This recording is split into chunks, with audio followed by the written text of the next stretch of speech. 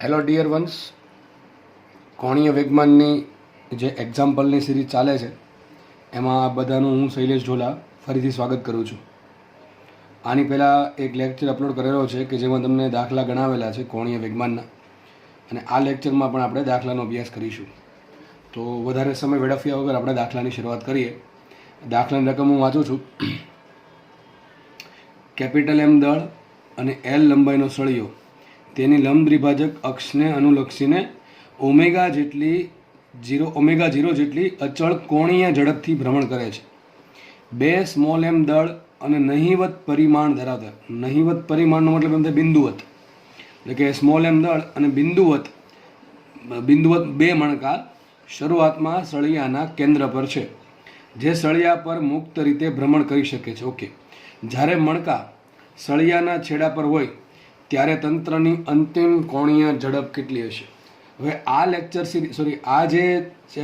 લેક્ચરમાં તમને જે દાખલા ભણાવવામાં આવશે એ દાખલા વધારે આઈએમપી છે. આવા દાખલા પૂછાય જ છે, પાક્કું છે. અને એક વસ્તુ યાદ રાખો, ખબર કેમ પડે કે આ ટાઈપના દાખલા છે? યાદ રાખો, તમને એક પ્રારંભમાં એક સિસ્ટમ આપી હશે કે જેમાં એક સળિયો કે તકતી કે રિંગ બધું મૂકેલું હશે અને ભ્રમણ કરતું હશે. પછી એમાં કંઈક ચાળા કરશે કે એને કંઈક મણકા મૂકી દીધા, કે નાનકડી લખોટી મૂકી દીધી, કે બિંદુઓ દળ મૂકી દીધા. ટૂંકમાં સિસ્ટમ જે શરૂઆતમાં હતી એમાં કંઈક ચેન્જ લાવવાનો પ્રયત્ન કરશે. હું જે બોલું છું એ ધ્યાનથી સાંભળવું, ધ્યાન છે સમજ લેના. ફિર સે બોલ રહા હું, ધ્યાન છે સમજ લેના. તો કંઈક પ્રારંભિક સિસ્ટમ હશે, એ પ્રારંભિક સિસ્ટમમાં કંઈક એની સિસ્ટમમાં ચાળા કરશે, એટલે કંઈક નવા પદાર્થો મૂકશે કે અમુક પદાર્થો બાદ કરશે. તો શું થશે? સિસ્ટમની કોણીય ઝડપમાં ચેન્જ આવી જશે. કેમ?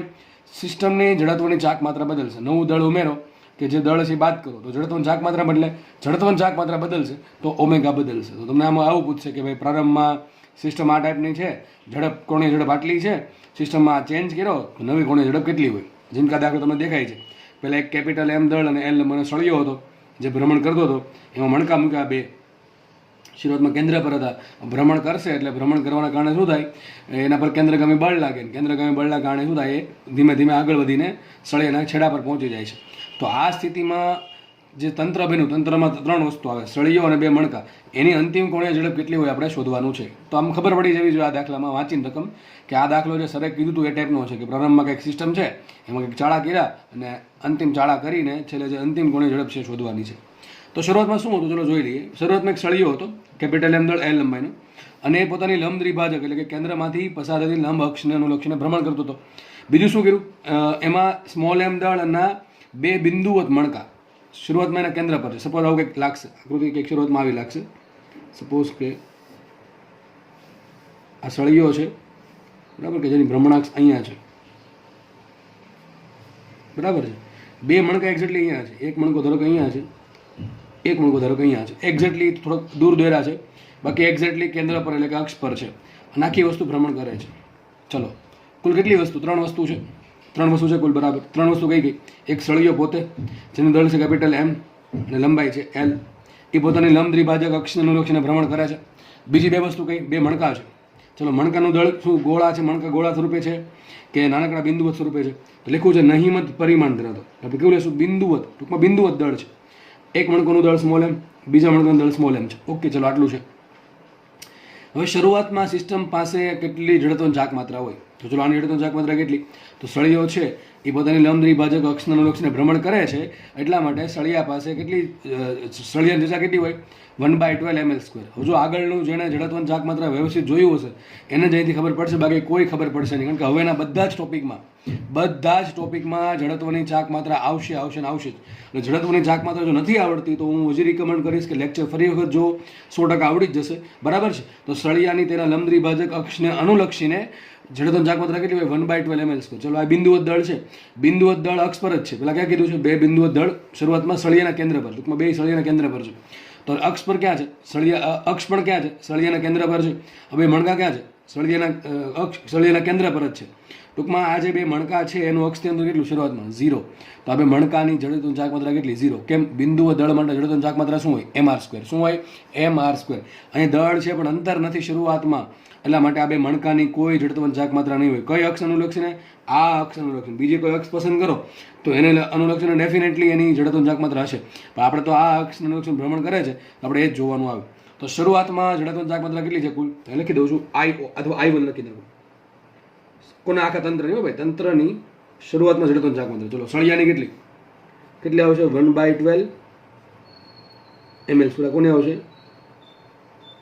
સળિયાની પ્લસ આ દળ કેટલું એમ અંતર કેટલું એનું 0 લખો છો કે જરૂર નથી પણ સમજાવવા માટે લખું છું. અંતર કેટલું અક્ષથી 0 પ્લસ બીજું દળ કેટલું એમ એનું પણ અંતર કેટલું 0. તો કુલ જડત્વની ચાક માત્રા કેટલી આવશે પહેલાં માટે I1 બરાબર આવશે કુલ 1/12 ml². આટલી હશે. હવે શું થાય જુઓ આગળ વાંચતા એવું ખબર પડે કે જ્યારે સળિયો ભ્રમણ કરતો હોય પ્રારંભિક ઝડપ કેટલી છે એની ω0 કેટલી છે ω0 કારણે સળિયો ભ્રમણ કરે છે. ધીમે ધીમે આપણને ખબર છે કે કોઈ વસ્તુ ભ્રમણ કરતી હોય ત્યારે એમાં જે બીજી અંદરની વસ્તુ છે એના પર એક બળ લાગે. એના કારણે શું થાય આજે મણકાઓ છે ધારો કે એવું નથી બે એક સાઈડ તમે બે એક સાઈડ દોરી શકો કે ફરક ન પડે. બંને મણકા શું કરશે બહાર તરફ એક બળનો એક્સપિરિયન્સ કરશે અને આ જે મણકાઓ છે એ સળિયા પર મુક્ત રીતે ભ્રમણ કરવા માટે એટલે કે ગતિ કરવા માટે સક્ષમ છે. એટલે આના કારણે શું થશે આ જે મણકો છે અહીંયા આવી જશે આ મણકો અહીંયા આવી જશે. મને એમ કહો શું આ કાર્ય કરવામાં કોઈ બહારથી ટોર્ક લાગ્યું બહારથી કોઈ ટોર્ક લાગતું નથી. આ શું કામ થાય છે ઓટોમેટિકલી કેન્દ્રગામી બળના અસરના કારણે થાય છે. અને કેન્દ્રગામી બળ જે છે એ સેન્ટરમાંથી પસાર થાય છે એટલે કે કેન્દ્રગામી બળના કારણે કોઈ ટોર્ક ઉત્પન્ન થશે નહીં. તો અહીંયા પરિણામી બાહ્ય ટોર્ક 0 છે. હું શું બોલું છું પરિણામી બાહ્ય ટોર્ક 0 છે.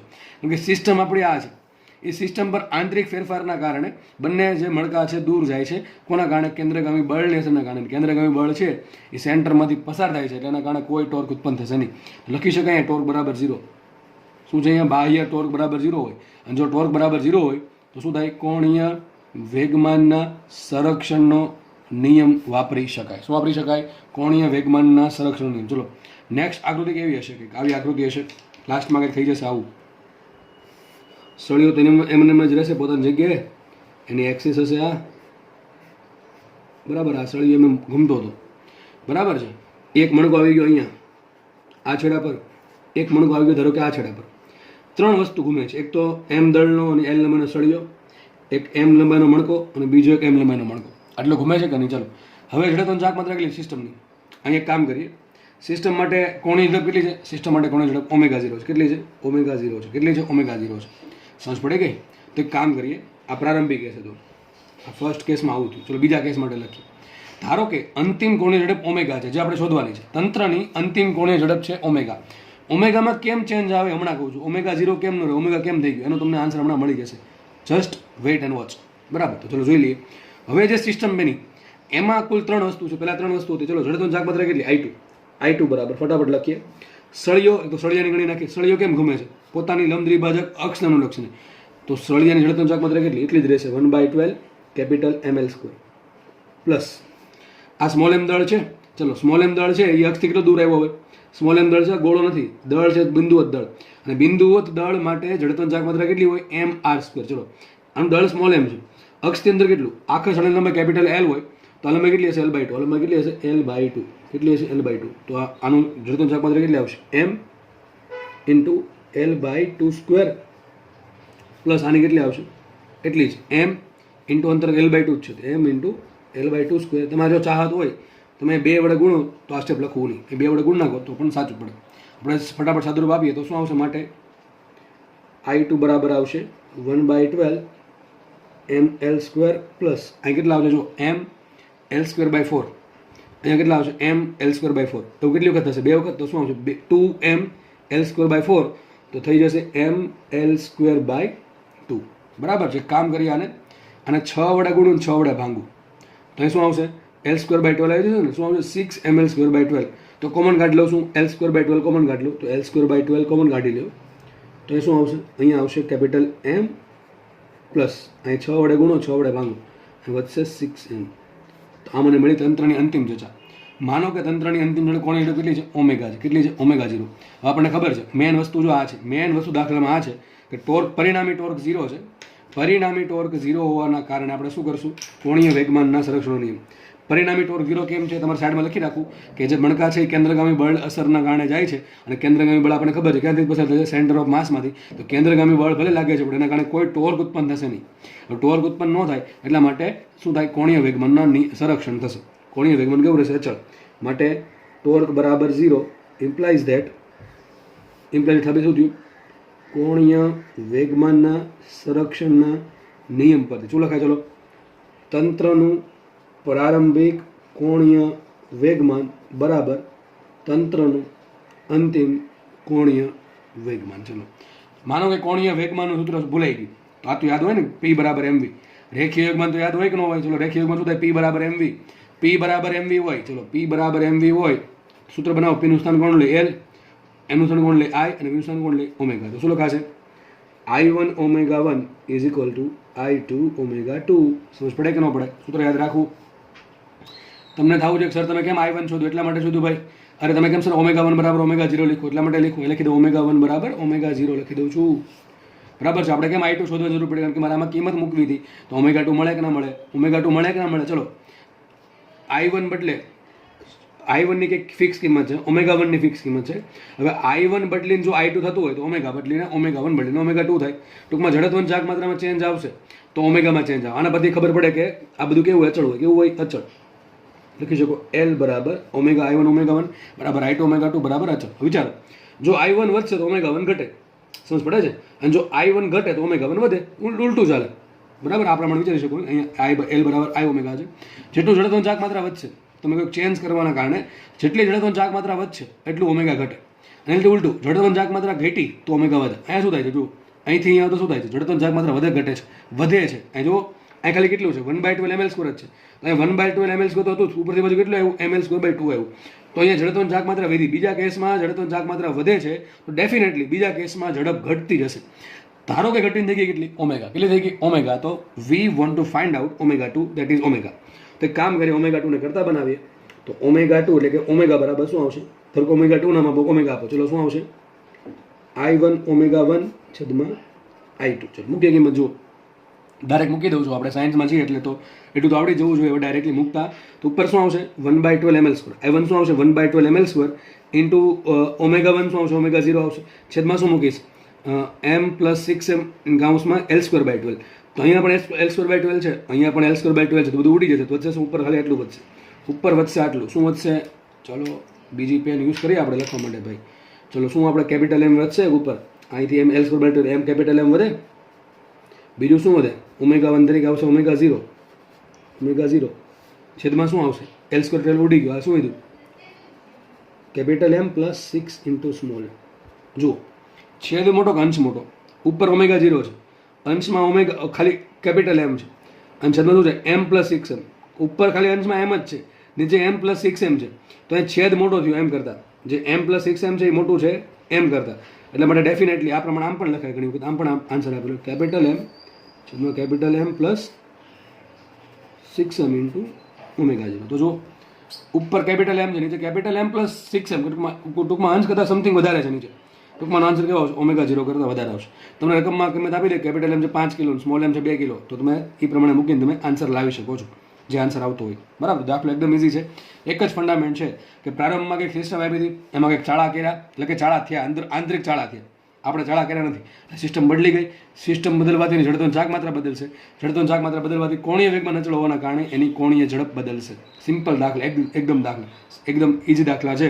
અને આના પછી આપણે આવા દાખલાનો અભ્યાસ કરીશું, પણ અલગ એક સિસ્ટમ લેશું. બરાબર છે? આવી તમને કોઈ પણ સિસ્ટમ બનાવીને આપી દેશે. હું તમને 4-5 દાખલા ગણાવીશ. એવું નહીં કે એ દાખલા બેઠા પૂછો. આવી કોઈ પણ અસંખ્ય દાખલા બની શકે આવા. બરાબર છે? ચલો, કે બે મણકા પહેલાં અહીંયા હતા ને હવે અહીંયા આવી ગયા, કે કોઈ પણ રીતે આવી ગયા. ટૂંકમાં સિસ્ટમમાં કોઈ પણ ચાળા કરી શકે છે. આપણે એક જ વસ્તુ યાદ રાખવાની કે પ્રારંભમાં સિસ્ટમ છે, એમાં કંઈક ચાળા થયા એટલે સિસ્ટમ બદલી ગઈ. સિસ્ટમ બદલવાથી એની જડત્વની ચાક માત્રા બદલશે, અને જે ફેરફાર થાય છે એ આંતરિક થવાના કારણે ટોર્ક 0 હોય, કોણીય વેગમાન રહેશે અચળ. બરાબર? એટલે I1 ઓમેગા 1 બરાબર I2 ઓમેગા 2, અથવા Lનું જો બીજું કોઈ સૂત્ર વાપરવું પડતું હોય એ વાપરીને આપણે દાખલો કરીશું. તો આપણો આન્સર આરામથી આવી જશે. ચલો, નેક્સ્ટ દાખલો જોઈ લઈએ. Let's solve another question. The question is on your screen. If you want, you can calculate it. બરાબર? જો તમારી ચાહત હોય તો તમે દાખલો ગણી શકો છો, આગળ જે દાખલો ગણાયો હોય એના આધારે. ચલો, વાંચીએ રકમ. ચલો, આમાં સિસ્ટમ કંઈક બદલે નાખી. શું કીધું? જુઓ, કેપિટલ M દળ અને R ત્રિજ્યાની એક રિંગ આપી. શું છે? રિંગ. તેની ભૌમિતિક અક્ષને અનુલક્ષીને ભ્રમણ કરે છે, અને એવું કીધું છે પ્રારંભિક કોણીય ઝડપ ઓમેગા 0 છે. ટૂંકમાં માનો કે એક રિંગ છે, આપણે ઉપર ટોપ વ્યૂમાંથી જોઈએ છીએ. એટલે આ રિંગ છે એ ઓમેગા 0 જેટલી પ્રારંભિક ઝડપથી ભ્રમણ કરે છે. અક્ષ લંબરૂપે બહાર આવે છે એવું માની લો. રિંગનું દળ છે કેપિટલ એમ, રિંગની ત્રિજ્યા છે સ્મોલ આર. બરાબર, પેલા ખાલી રિંગ હતી, એકલી ખાલી રિંગ હતી જે ભ્રમણ કરતી હતી બીચા કરી ઓમેગા 0 જેટલી ઝડપથી. આગળ શું ચાળા કરે જુઓ, 4 કેટલા છે, 4 લખેલા છે. 4 સ્મોલ એમ દળના બિંદુવત દળ. કેવા દળ છે? બિંદુવત દળ. 4 સ્મોલ એમ દળના બિંદુવત દળ રિંગ પર 2 લંબ વ્યાસના છેડે મૂકવામાં આવે તો અંતિમ કોણીય ઝડપ શોધો. દાખલો આગળ જે ગણાવે જેવો દાખલો છે. શું કર્યું આમાં? એક રિંગ ભ્રમણ કરતી હતી ઓમેગા 0 ઝડપથી, કેપિટલ એમ દળ, આર ત્રિજ્યાની દળ, આર ત્રિજ્યાની રિંગ. એમાં શું કર્યું? રિંગના કોઈ પણ 2 વ્યાસ લઈ લેવાના, એવા વ્યાસ લેવાના કે જે એકબીજાને લંબ હોય. ચલો માનો કે એક વ્યાસ આપણે આ લીધો તો એક વ્યાસ આ થશે. હવે આ વ્યાસના છેડે, ત્યાં વ્યાસના છેડે 4 દળ મૂકવાના. ટૂંકમાં એક અહીંયા આપણે અહીંયા મૂકશું કંઈક, તો કે એક દળ અહીંયા મૂક્યું, એક દળ અહીંયા મૂક્યું, એક દળ અહીંયા મૂક્યું ને એક દળ મૂક્યું અહીંયા. આ દળ કેટલું? સ્મોલ એમ, આ પણ સ્મોલ એમ, આ પણ સ્મોલ એમ અને આ પણ સ્મોલ એમ છે. પહેલાં ખાલી એકલી રિંગ હતી, હવે 5 વસ્તુ થઈ ગઈ. એક તો 4 દળ ને પોતે રિંગ પોતે 5મી, અને અક્ષ કઈ છે? આ જ છે, અક્ષ આની આ જ છે. ચલો શું કરશું? પ્રારંભિક ઝડપનો ચાક માત્ર શોધશું, અંતિમ ઝડપનો ચાક માત્ર શોધશું અને કોણીય વેગમાન સંરક્ષણ વાપરશું. વાત થઈ પૂરી. ચલો ફટાફટ આપણે દાખલો ગણી દઈએ. ચલો પ્રારંભમાં સાઈડમાં ગણી નાખો. ચલો પ્રારંભમાં કોણીય ઝડપ કેટલી, સોરી ઝડપનો ચાક માત્ર કેટલી? ચલો I1. તો પ્રારંભમાં ખાલી કઈ વસ્તુ છે? રિંગ જ છે. આપણને ખબર છે રિંગ જ્યારે એની ભૌમિતિક અક્ષને અનુલક્ષીને ભ્રમણ કરતી હોય એટલે કે એના સમતલને લંબ અને કેન્દ્રમાંથી પસાર થતી લંબ અક્ષને અનુલક્ષીને જ્યારે રિંગ ભ્રમણ કરતી હોય ત્યારે રિંગની ઝડપોની ચાક માત્રા કેટલી હોય? તો પહેલી થિયરી ભણાવી હતી I1 બરાબર mr². ચલો ઓમેગા 1 કેટલી આપ્યા છે? પ્રારંભમાં તંત્રની ઝડપ કેટલી આપી? ઓમેગા 0. ચલો આ સોલ્વ થઈ ગયું. નેક્સ્ટ વાત કરીએ I2. So we want to find out I2 and we already know that how to find out I2. બરાબર છે, આપણને ખબર જ છે કે I2 કઈ રીતે મળશે. ચલો તો આપણે I2 શોધવાનો પ્રયત્ન કરીએ. ચલો I2 તરીકે શોધવા માટે 5 વસ્તુ છે. ચલો પહેલી વાત તો યાદ કરાવી દઉં, ઝડપનો ચાક માત્ર કોની પાસે હોય? જેની પાસે દળ છે ઓછું કે વધારે એની પાસે ઝડપનો ચાક માત્રા છે. બરાબર છે. હવે બની શકે કે જો એ દળ છે એ અક્ષ પર જ હોય તો ઝડપનો ચાક માત્ર 0 આવશે, બાકી ઝડપનો ચાક માત્ર 0 આવશે નહીં. બરાબર, તો આપણે શોધીએ. પહેલાં એક કામ કરીએ. રિંગ તો એમની જ ફરે છે, રિંગ તો પોતાની જાતે જ ફરે છે, તો રિંગની અક્ષ કઈ યાદ છે? તો રિંગની ઝડપનો ચાક માત્ર કેટલી? એટલી જ આવશે, mr² આવશે પ્લસ. ચલો જોઈએ. 4 દળ સરખા છે? હા સરખા છે. 4 દળનું આ અક્ષથી અંતર સરખું છે. તો 4 દળ માટે અક્ષથી ઝડપનો ચાક માત્ર કેવી આવશે? સરખી આવશે. શું 4 દળ ગોળા છે કે તકતી છે કે રિંગ છે કે બિંદુવત દળ છે? કેવું દળ છે? બિંદુવત દળ. તો બહુ કંઈ જાજુ વિચારવાનું નહીં, સમાંતર અક્ષ પ્રમાણે કંઈ વાપરવું પડશે નહીં. ગોળા કીધા હોત તો સમાંતર અક્ષ પ્રમાણે વાપરવો પડે. સમજ પડે કે નથી પડતી? સમજ પડવી જોઈએ ભાઈ, હું શું બોલું છું. બરાબર છે. તો આપણે કામ કરીએ. બિંદુવત દળ માટે સૂત્ર એકદમ સિમ્પલ છે, mr². કયું સૂત્ર છે? I બરાબર mr². બિંદુવત દળ માટે સૂત્ર આવશે I બરાબર સિમ્પલ mr². તો દળ m છે. ચલો અંતર કેટલું? તો આ અક્ષ અહીંયા છે, અક્ષથી અંતર કેટલું? r. કેટલું અંતર છે? r. ચલો તો આ ઝડપનો ચાક માત્ર કેટલી આવશે? mr². આની કેટલી? mr². આની કેટલી? mr². આની કેટલી? mr². તો કુલ કેટલી આવશે? 4 small m r². That is I2 બરાબર r² કોમન કાઢીએ. અહીં શું આવશે? Capital M plus 4m. થઈ ગયું. ચલો થઈ ગયું. તો આપણને I2 મળી ગયા. સપોઝ કે અંતિમ કોણીય ઝડપ ઓમેગા 2 છે અને આપણે શોધવું છે કે ઓમેગા 2 કેટલા છે. તો કઈ રીતે શોધશું બોલો? હવે આ જે દળ મૂક્યા છે એમાં એવું લખેલું છે કે દળ એકદમ ધીમેકથી મૂકેલા છે. ટૂંકમાં બહારથી કોઈ કાર્ય થોડુંક તો કાર્ય થશે પણ એ આપણે અવગણવાનું છે એવું માની લઈએ. તો તમે લખેલું હશે કે ભાઈ 4m દળના બિંદુવત દળ રિંગના 2 લંબ વ્યાસ પર એકદમ નહીવત બળથી અથવા એકદમ ધીમેકથી મૂકવામાં આવે છે. એવું એટલા માટે લખ્યું છે કે તમે આ સિસ્ટમ પર કોઈ બહારથી કાર્ય થયું કે બહારથી બળ લગાડ્યું કે બહારથી ટોર્ક લગાડ્યું એવું ધારો નહીં, એટલા માટે. તો લખીએ આપણે બાહ્ય ટોર્ક P=0 માટે શું લખાય? કોણીય વેગમાનના સંરક્ષણના નિયમ પરથી. ચલો ફટાફટ બોલો. તંત્રની પ્રારંભિક કોણીય વેગમાન બરાબર તંત્રનું અંતિમ કોણીય વેગમાન. તો શું આવશે? L બરાબર I1 ઓમેગા 1 બરાબર I2 ઓમેગા 2 બરાબર અચળ. ચલો I1 કેટલા છે? I1 છે mr². તો મૂકીએ અહીંયા mr². ઓમેગા 1 કેટલા છે? Omega 0 is equal two I2 કેટલા છે? I2 જો અહીં લખેલા છે આવું છે, capital M plus 4m into r² into omega 2. આપણે શોધો તો ઓમેગા 2 એમ રાખીએ. r² કેમ કેન્સલ થઈ ગયા? આ છેદમાં જતો મળશે. શું માટે મળશે? આવું કે ઓમેગા 2 બરાબર ઓમેગા 2 ઇઝ ઇક્વલ ટુ કેટલા આવશે? કેપિટલ M છેદમાં capital M plus 4m into omega 0. આ તમારો જવાબ. એકદમ ઇઝી દાખલો છે. જો અને આ દાખલા પૂછાય છે. દાખલા ભાઈ નીટમાં પૂછે છે અને જીમાં પૂછાય છે. દાખલો જી માટે બેસ્ટ છે. બરાબર છે. એકદમ ઇઝી દાખલો છે. પણ હવે ઘણાના મનમાં એવું હોય કે અઘરું હોય જ પૂછે. પણ એવું નથી લખેલું કે અઘરું હોય જ પૂછે. ઘણી વખત ઇઝી દાખલા પૂછાય છે. હું એમ કહું આઈએમપી એટલે એવું નથી કે અઘરો દાખલો જ હશે. આઈએમપી એટલે કે ઇમ્પોર્ટન્ટ એટલે કે પૂછાતી આવે વસ્તુ. બરાબર છે. ચલો આગળ વધીએ. તો દાખલો એકદમ ઇઝી છે. એક જ કોન્સેપ્ટ છે. પ્રારંભમાં કંઈક સિસ્ટમ આપી છે. એમાં કંઈક ચાળા થાય છે. દળ એડ કરે કે દળ સબસ્ટ્રેક્ટ કરે તો દળમાં ચેન્જીસ કરે એના સ્થાનમાં. એટલે ટૂંકમાં દળના સ્થાનમાં ચેન્જીસ થાય એટલે જડત્વની ચાકમાત્રા બદલશે. અને જડત્વની ચાકમાત્રા બદલવાના કારણે શું થશે? મોમેન્ટ ઓફ ઇનર્શિયા બદલવાના કારણે પેલી કોણીય ઝડપ બદલશે. અને એલ કેવું રહેશે? અચળ રહેશે. કેવું રહેશે? એલ છે કોણીય વેગમાન કેવું રહેશે? અચળ રહેશે. ઓકે, નેક્સ્ટ જોઈએ દાખલો. નેક્સ્ટ દાખલો વાંચીએ અને આ દાખલો તમને આવડી જશે હવે. બરાબર, કારણ કે આગળ દાખલાની જેવા ગણાવ્યા છે 2 દાખલા એટલે બીજો દાખલો આવડી જશે. ચલો શું વાંચે રકમ 3. ઓકે, ચલો. કેપિટલ એમ દળ અને આર ત્રિજ્યાની તકતી. ચલો તકતીની વાત કરી છે. કેપિટલ એમ દળ અને આર ત્રિજ્યાની તકતી તેની ભૌમિતિક અક્ષને અનુલક્ષીને ઓમેગા 0 જેટલી કોણીય ઝડપથી ભ્રમણ કરે છે. ઓકે, ચલો ધારી લઈએ કે એક તકતી લઈ લઈએ.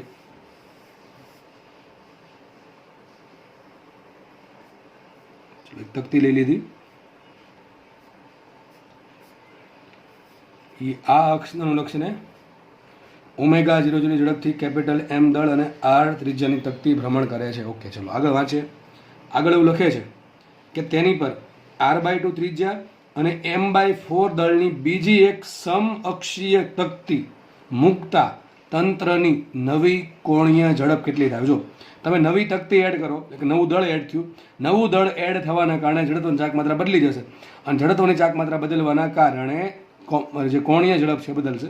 અને આપણે એમાં એવું ધારી લઈશું કે જે તકતી મૂકવામાં આવે છે બીજી તકતી એમાં બહુ નહિવત પ્રમાણમાં કાર્ય થાય છે અથવા નહિવત પ્રમાણમાં બળ લાગે છે. આપણે ઉપરથી ટોપ વ્યૂમાંથી જોશું સેકન્ડ કેસ તો આવું કંઈક લાગશે. એક તકતી તો હતી જ તે એક તકતી હતી જ. કેટલું દળ એનું? કેપિટલ એમ દળ આર ત્રિજ્યા. એની ઉપર હવે સમઅક્ષી એટલે કે એની અક્ષ સરખી છે, કેન્દ્ર સરખું છે, એક જ સમતલમાં છે. બીજી તકતી મૂકી કેટલી? r/2 ત્રિજ્યાની અને m/4 દળની. ચલો ધારી લઈએ કંઈક મૂકી છે. આવું કંઈક મૂકી દીધું. આ જે બીજી અંદર તકતી છે એનું દળ છે m/4 અને ત્રિજ્યા છે એની r/2. ચલો તો નવું દળ એડ થયું. નવું દળ એડ થવાના કારણે શું થશે? જડત્વની ચાકમાત્રા બદલશે. ચલો આપણે જોઈ લઈએ. દાખલો ગણવા માંડીએ આપણે. તો આપણને ખબર છે કે ભાઈ બહારથી જે બળ લગાડ્યું છે બહુ નહિવત છે એટલે શું થાય? બાહ્ય ટોર્ક 0. બાહ્ય ટોર્ક 0 છે. બાહ્ય ટોર્ક 0 થવાના કારણે કોણીય વેગમાનનું સંરક્ષણનો નિયમ વાપરી શકાય. તો કોણીય વેગમાનનો સંરક્ષણનો નિયમ શું કહે? L બરાબર I1 ઓમેગા 1 L બરાબર I1 omega 1 is equal two I2 omega 2 બરાબર અચળ. ચલો મારે ઓમેગા 2 શોધવા માટે શું કરવું પડે? તો લખાય omega 2 is equal to I1 omega 1 છેદમાં I2. બરાબર. તો આપણે મારે I1 ઓમેગા 1 અને I2 ઓમેગા 1 મને આપેલા છે ઓમેગા 0. કેટલા આપ્યા છે? ઓમેગા 0 લખી દો. માટે omega 2 is equal to I1 omega 0 by I2. તો મારે ઓમેગા 2 શોધવા માટે I1 ને I2 ની જરૂર પડશે. એટલા માટે હું I1 ને I2 હવે શોધું છું. ચલો તો I1. ચલો વોટ ઇઝ I1? પ્રારંભમાં જે પદાર્થ આપ્યો છે કયો છે? તકતી છે. કયો પદાર્થ? તકતી છે. તકતી છે પોતાની ભૌમિતિક અક્ષને અનુલક્ષીને જ્યારે ભ્રમણ કરતી હોય કે કેન્દ્રમાંથી પદાર્થની લંબ અક્ષને અનુલક્ષીને જ્યારે ભ્રમણ કરે છે ત્યારે તેની જડત્વની ચાકમાત્રા આપણે સાબિત કરેલી છે. કેટલી હોય? 1/2 mr². કેટલી હશે? 1/2 mr². ઓકે. અને ઓમેગા 1 છે ઓમેગા 0. નેક્સ્ટ કેસમાં જોઈએ I2 બરાબર શું છે? ચલો નેક્સ્ટ કેસમાં 2 તકતીઓ છે. એક તકતી ઉપર છે એની એક તકતી નીચે છે. એની ઉપર નાની બીજી તકતી છે. માની લઈએ આપણે. તો ઉપર જે તકતી છે એની દળ m, ત્રિજ્યા અને અક્ષ કઈ છે? ભૌમિતિક અક્ષ.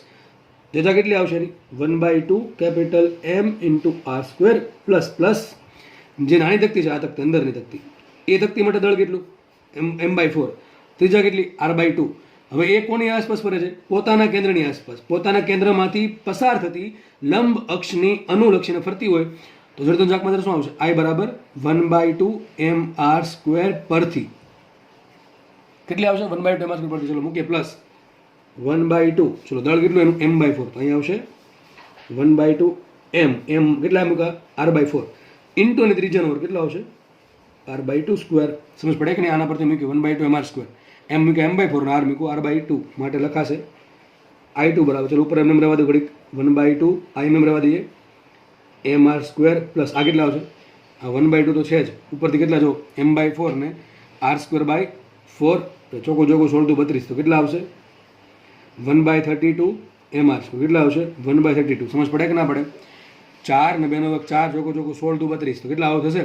એક કામ કર્યા ને 16 વડે ગુણીને 16 વડે ભાંગીએ તો ઉપર શું આવશે 16 mr² છેદમાં 32, સોરી 16/32 mr² પ્લસ mr² તો 16 ને 17 માટે લખાશે I2 બરાબર 17/32 mr². સમજ પડે કે ના પડે?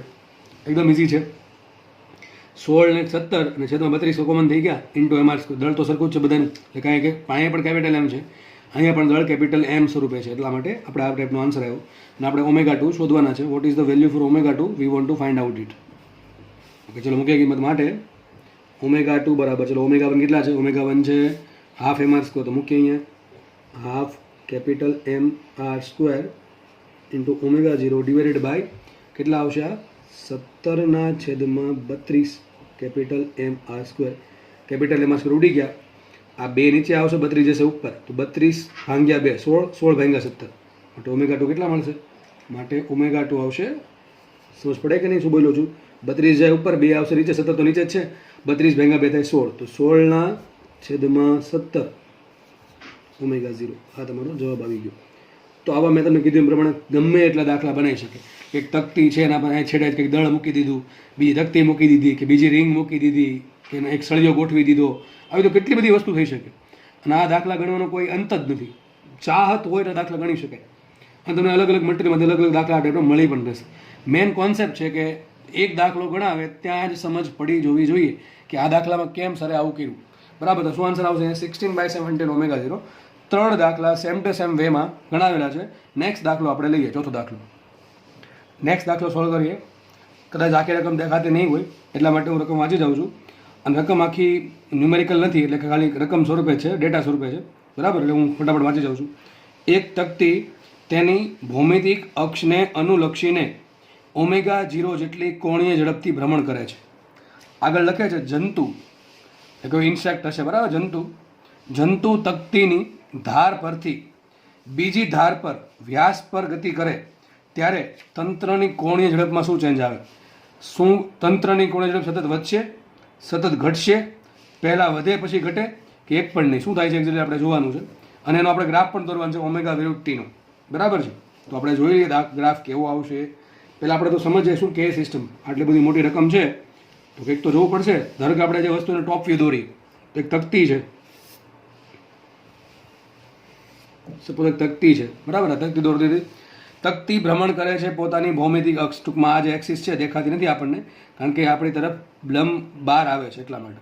તો તકતી આ પ્રમાણે ભ્રમણ કરે છે. ઓકે, ચલો આટલું સમજી લીધું. હવે શું છે? એક જંતુ છે. જંતુ ઓલરેડી હતું, જો જંતુ તકતી પર હતું જ. જંતુ તકતીની ધાર પરથી, ટૂંકમાં ધારો કે જંતુ દોર દઈએ, કાળું કાળું કંઈક, સપોઝ કે એક જંતુ છે, બરાબર છે,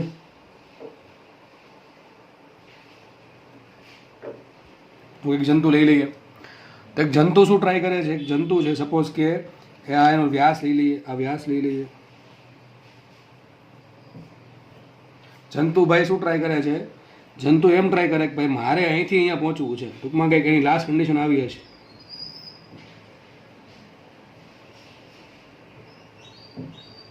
બરાબર છે, તો જંતુને આપણે અહીંથી અહીંયા પહોંચાડવાનું છે.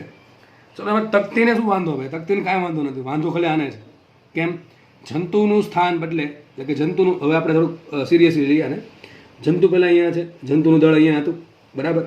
જંતુનું દળ અહીંયા હતું, તો જંતુની કંઈક જડતો ચાક માત્ર હશે.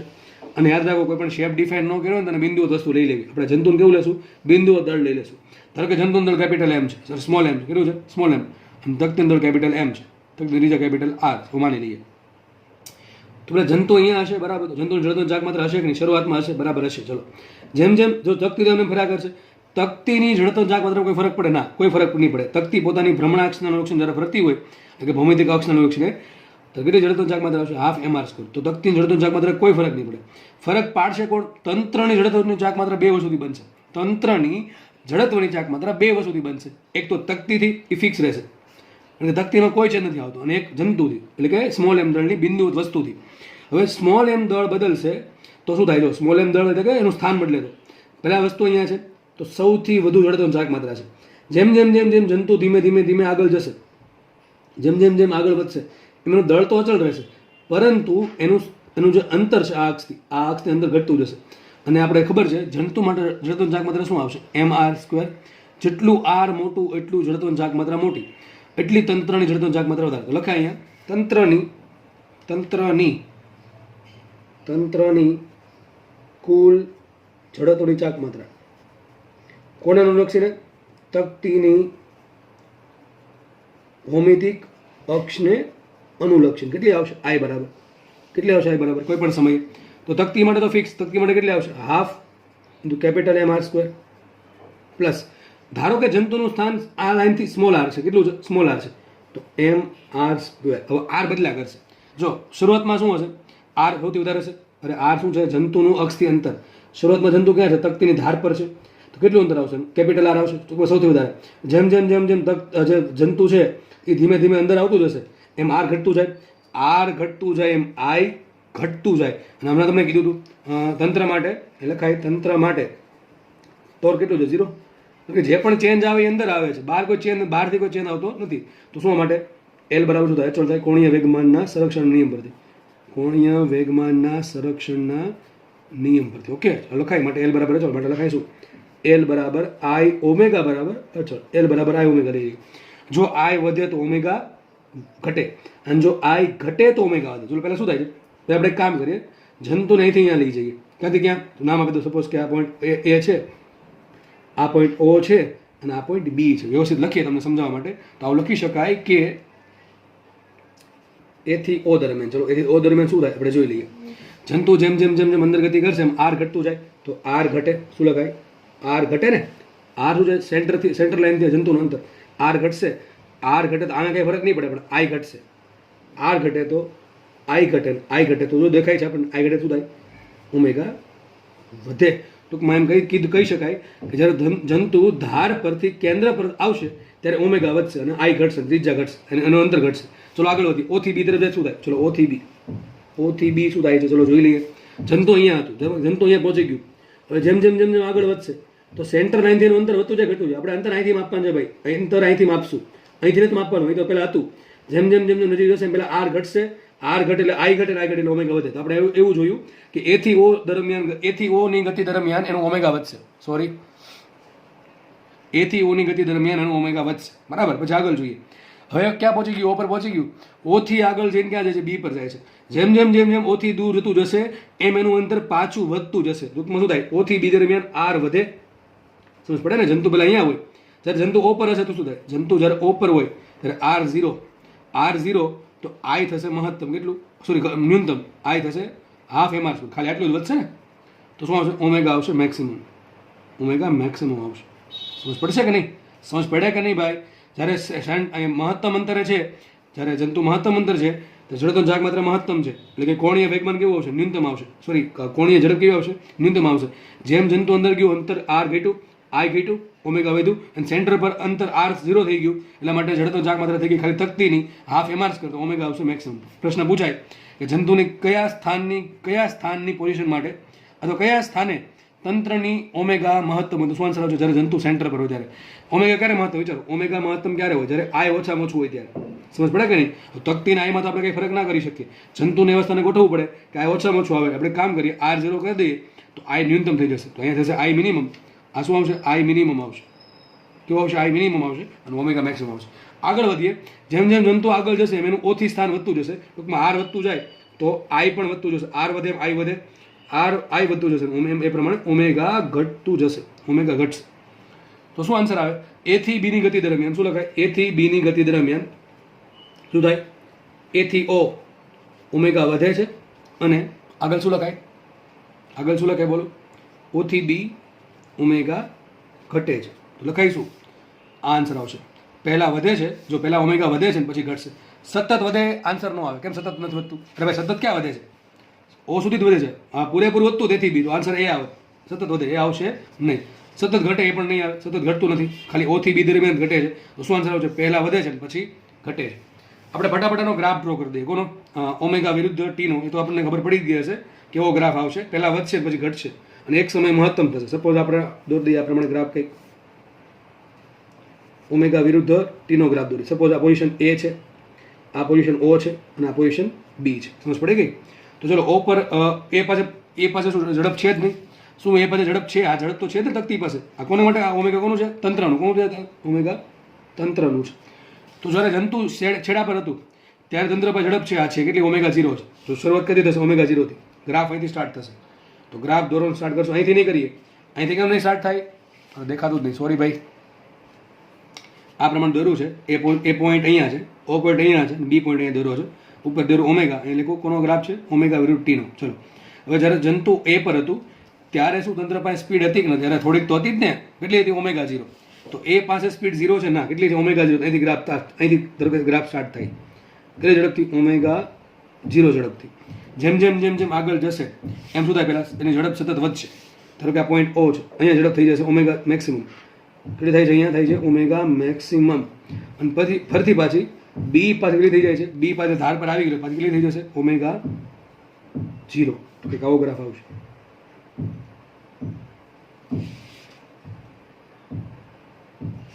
આવો કંઈક ગ્રાફ આવશે એનો. બરાબર છે? Something like this.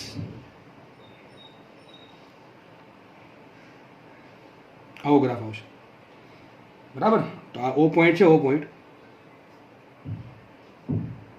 ત્યાં એની ઝડપ મહત્તમ હશે. એ પર અને બી પર કેવી હશે? ન્યૂનતમ ને સરખી. કેટલી? શરૂઆતમાં છે એટલી. બરાબર? ખબર પડે કે નહીં? દાખલો ઓમેગા મેક્સિમમ મળે કે ના મળે? આરામથી મળે. શું કરવાનું તમારે? I1 ઓમેગા 1 બરાબર I2 ઓમેગા 2. I1 તો ખબર છે કેટલા? Half mr square plus small m into r square આવશે, કેપિટલ r સ્ક્વેર આવશે. I1 મળી ગયું, ઓમેગા 1 0 છે. I2 શોધો. I2 તરીકે શું? ખાલી એટલું જ આવશે, હાફ mr સ્ક્વેર. ઓમેગા 2 ને કરતા બનાવો આગળ દાખલા કે ગણાવ્યા એ પ્રમાણે. તો દાખલો બહુ સારો દાખલો હતો, એટલે કોન્સેપ્ચ્યુઅલ દાખલો હતો. જે આપણે દાખલા ગણ્યા આગળ 3 દાખલા, એના આધારે આન્સર આરામથી થઈ શકે. અને આ ગ્રાફ પણ તમને સમજમાં આવજો કેમ આવો ગ્રાફ આવે છે. એક્ઝેક્ટ આવો ગ્રાફ નહીં આવે, આમ સીધી લાઈન નહીં આવે. કારણ કે જે ઓમેગામાં ચેન્જ આવે સમય હારે એ શું રેખીય, શું કહેવાય પહેલાં, લિનિયર નથી. બરાબર? સંપૂર્ણ નથી. એ થોડોક પરવલયાકાર, થોડોક વક્રાકાર આલેખ આવશે. કારણ કે omega is not proportional to directly T. Omega is not proportional to T. બરાબર છે? એટલા માટે ગ્રાફ થોડોક આ ટાઈપનો આવશે. દાખલો સારો છે અને અહીંયા જેટલા બી દાખલા ગણાવ્યા છે એનો સારી રીતે અભ્યાસ કરવો. આવા દાખલા તમને 100% તમારા પેપરમાં જોવા મળશે. તો ખબર કેમ પડશે દાખલા આ ટાઈપના છે? તંત્રમાં કંઈક ચેન્જ આવે, તંત્રનું જે સ્થાન છે દળનું, નવું દળ એડ કરે, નવું દળ બાદ કરે, કે અંદર જે દળ છે એમાં કંઈક ચેન્જીસ કરે, તો આપણે શું કરવાનું? કોણીય વેગમાનનું સંરક્ષણ વાપરી અને I1 ઓમેગા 1 બરાબર I2 ઓમેગા 2 અથવા જે પ્રમાણે સૂત્ર લાગુ પડતા હોય એ પાડીને આપણે આન્સર ટીક કરવાનો છે. તો દાખલા અહીંયા પૂરો થાય છે. જોડે જોડે આપણે લેક્ચર પણ અહીંયા પૂરો કરીએ છીએ અને નવા લેક્ચરમાં તમને કોણીય વેગમાનમાં બાકીના દાખલાનો અભ્યાસ કરવાનો મળી જશે, મટીરિયલ્સ. બરાબર? તો આપણે અહીંયા રાખીએ. લેક્ચર જોવા બદલ હું શૈલેષ ઝોલા તમારા દરેકનો આભાર માનું છું અને ચેનલને જરૂરથી સબસ્ક્રાઈબ કરો, લેક્ચર શેર કરો. જય હિન્દ.